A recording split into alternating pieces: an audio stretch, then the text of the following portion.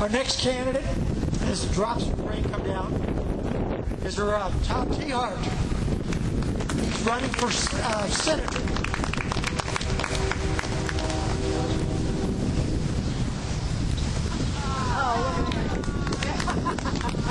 Everybody saw that.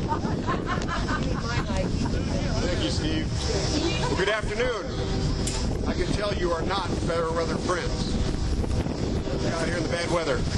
Well, let me just start by thanking you for being here, and dumping this out. I hope this doesn't last very long. Let me tell you, my ancestors came to Kansas in 1893. They left Germany because they were in search of freedom. Freedom to exercise their faith as they saw fit. Freedom to pursue their economic goals, to provide for their families, for their future. So they packed up everything they had, sold off what they couldn't carry, got on a ship, and came over to Kansas, settled in Kansas, down by Whitewater, Kansas. They came because of the opportunity. They didn't come for the bailouts. They didn't come for the subsidies. They didn't come for anything that the government was providing, but rather the opportunity to provide themselves. They followed a long list of Americans who started the tradition way back in the late 1700s when they signed their names to a document called Our Nation's Birthright, the Declaration of Independence. Where it says in the second paragraph, we hold these truths to be self-evident. That we're endowed by God. By our Creator. Yes, we hold these truths that are lost again. That all men are created equal.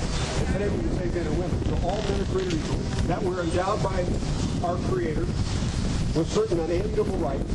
That among these rights are life, liberty, and happiness. That phrase, life, liberty, and pursuit of happiness, means a lot to different people, but life for me means that life begins at conception, that it's a gift from God, and that we ought to protect it. Yes. Liberty to me means freedom, not to do anything, but freedom to do the right thing.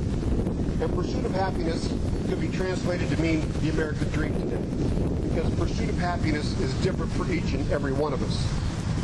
But today we see a different America than what they saw in 1893 when my ancestors came to Kansas. Today we see a much larger population and a much larger government. We see many more regulations, much more intrusion into our lives. We see higher taxes, and we see less opportunity. What we have to hope for is that we can turn back to the kind of values that gave opportunity to our ancestors.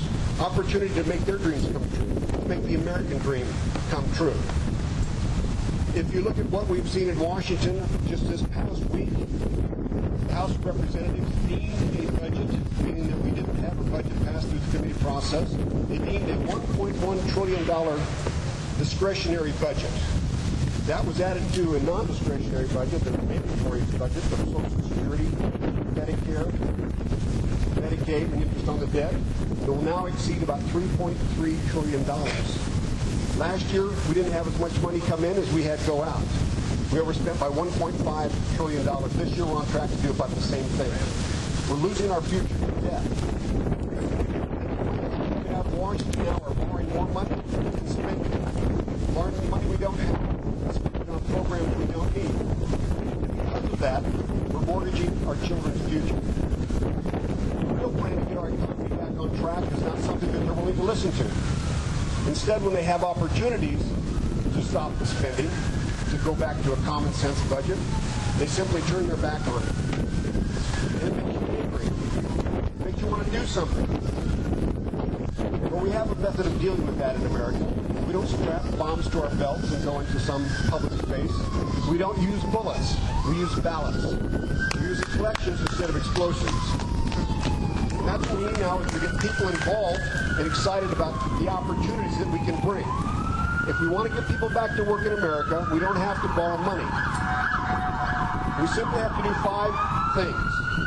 The first is we need tax relief so that people can have a little extra money in their pocket. When they get money in their pocket, they do one of 3 things, basically. They either spend it, save it, or invest it. If they spend it, that's a demand for goods, which is in turn a demand for more jobs. If they save it, that creates money in banks for mortgages so people can buy the home of their dreams. If they invest it, it allows companies to expand and hire more workers. So we need tax relief, especially for people who create jobs. The second thing is we have to have regulatory reform. I think that every regulation should go through a very simple formula where the benefit exceeds the cost. B has to be greater than C. Now, if you look at what happened last year, the EPA was trying to do great damage to the Kansas economy, and they didn't even realize it. They proposed a regulation to regulate and tax livestock emissions.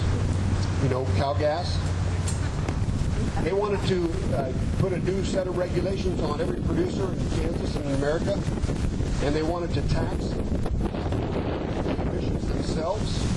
And by doing that, they would have raised costs more than the profit margin of raising cattle. Now, if you can't make money doing something, are you likely to do it? The answer is no. And we would have seen cattle production in America go to some place where they don't have EPA regulation. Someplace like Mexico. Don't need tax jobs. Can you imagine Kansas without growing cattle? Or Kansas without